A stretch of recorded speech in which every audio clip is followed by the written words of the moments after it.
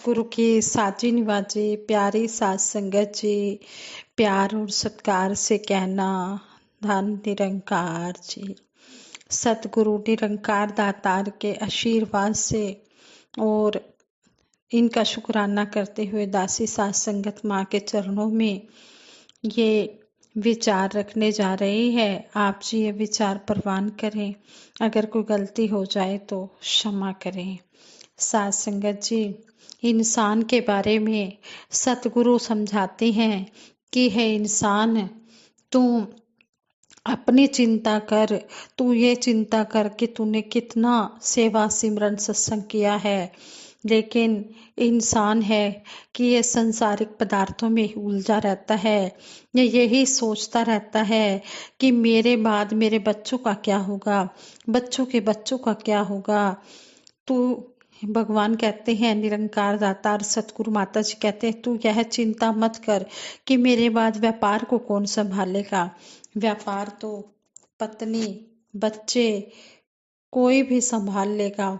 तू इस बात की चिंता कर कि तूने राम रतन धन कितना इकट्ठा किया है, सेवा सिमरन सत्संग का कितना खजाना इकट्ठा किया है।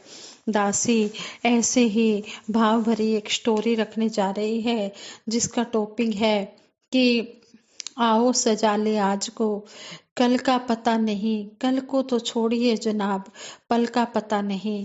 कि है इंसान, जो तेरे पास वर्तमान समय है तू उसको सजा ले, तू उसकी कदर कर ले, तू उस समय का लाभ उठा ले।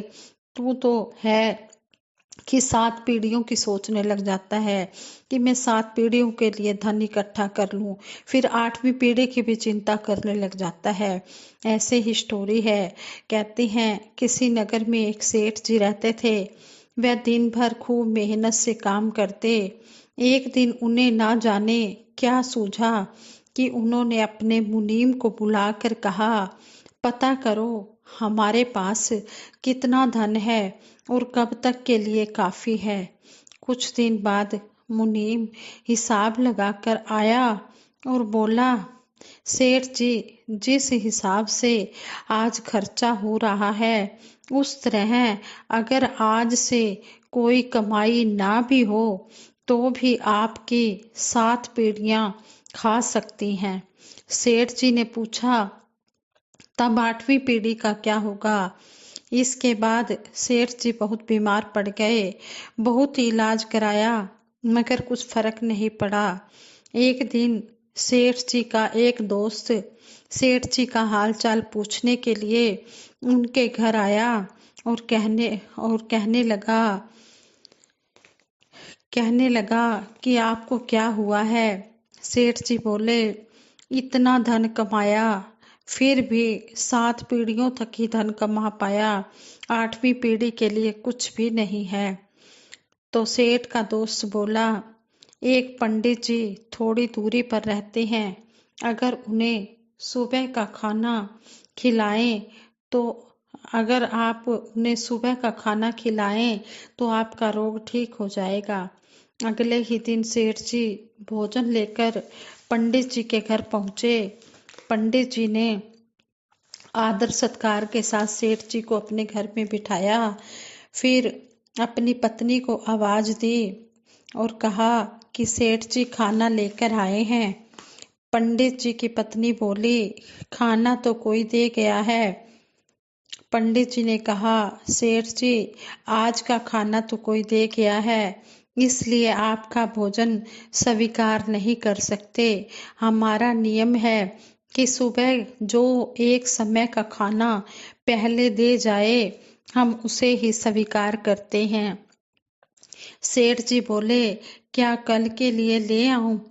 पंडित जी बोले, हम कल के लिए आज नहीं सोचते, कल आएगा तो ईश्वर अपने आप किसी को भेज देगा। सेठ जी घर की ओर चल पड़े। रास्ते भर यही सोचते रहे कि यह कैसा आदमी है, इसे कल की बिल्कुल भी चिंता नहीं है और मैं अपनी 8वीं पीढ़ी को लेकर भी इतनी चिंता कर रहा हूँ। सेठ जी पंडित जी की सारी बात समझ गए और सारी चिंता छोड़कर सुख से भजन करने लगे, भगवान का नाम जपने लगे, भगवान का राम रतन रूपी धन इकट्ठा करने लगे और सेवा सिमरन सत्संग में अपना धन लगाने लगे, अपना समय लगाने लगे। इस तरह सेठ जी को अंतिम समय में समझ आ गई कि साथ में कुछ भी नहीं जाना, ये माया धन दौलत, ये दुनिया की ये सब यही रह जाएगी। अगर साथ जाएगा तो ये राम नाम रूपी धन ही जाएगा।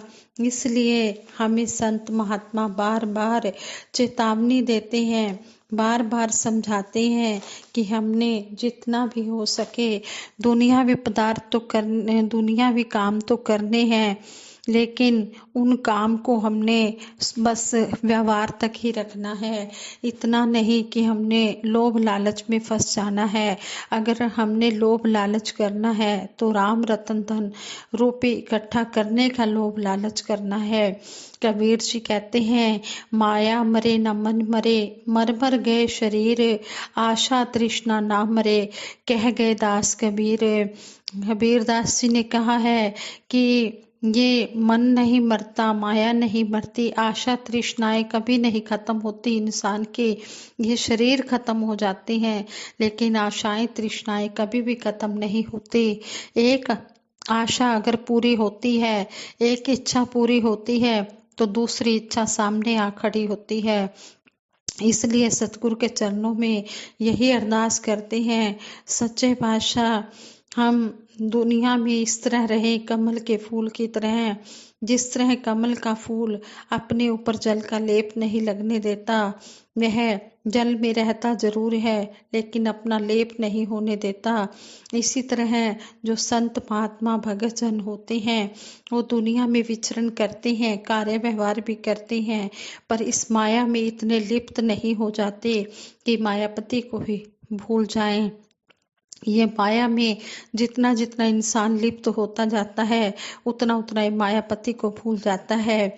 माया तो कहते हैं कि कबीरदास जी कहते हैं, हे सतगुरु सच्चे पातशाह माया इतनी देना, साईं इतना दीजिए जामे कुटुम समाए, मैं भी भूखा ना रहूं तेरा संत भी भूखा ना जाए।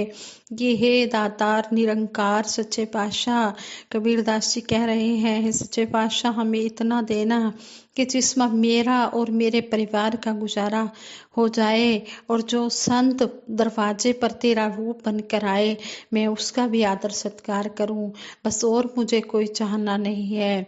जहाँ गई चिंता मिटी मनवा बेपरवाह, जिनको कछु नहीं चाहिए वो शाहन के शाह। कहते हैं ये जिनकी इच्छाएं तृष्णाएं खत्म हो जाती हैं फिर वो शहंशाह बन जाते हैं। वो हर पल इस निरंकार में अपना ध्यान लगाते हैं और मुक्ति का पद पा लेते हैं।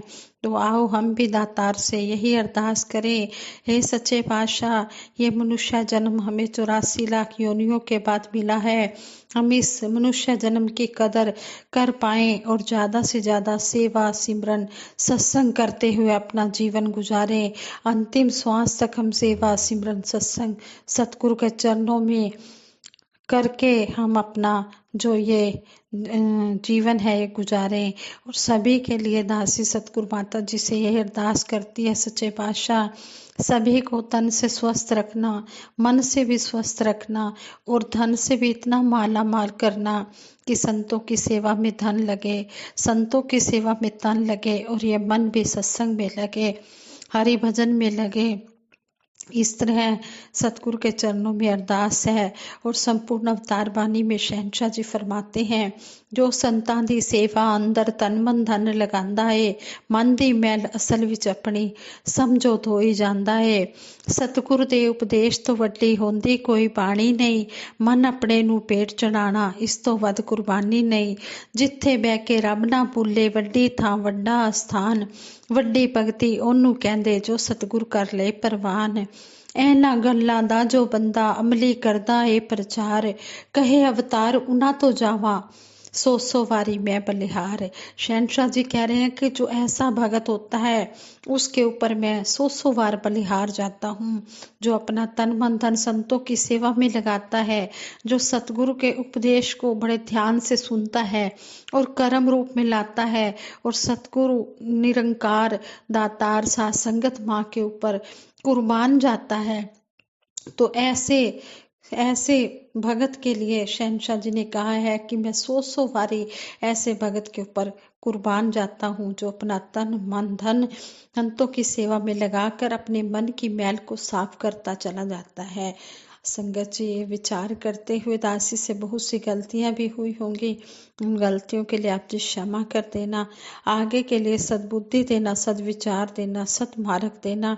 ओखी घड़ी ना देखन दे, अपना भी रस संभाले, हाथ दे राखे श्वास श्वास प्रतिपाले।